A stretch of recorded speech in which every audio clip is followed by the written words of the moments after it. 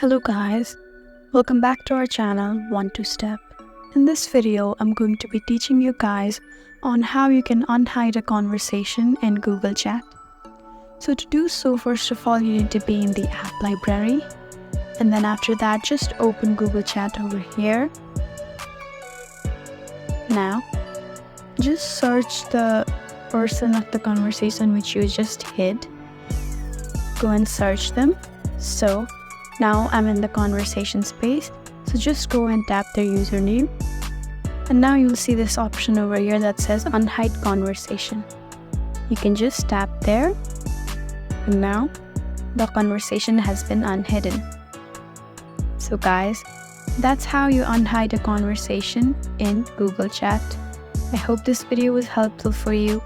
If you found this video helpful, please like it and drop a comment down below.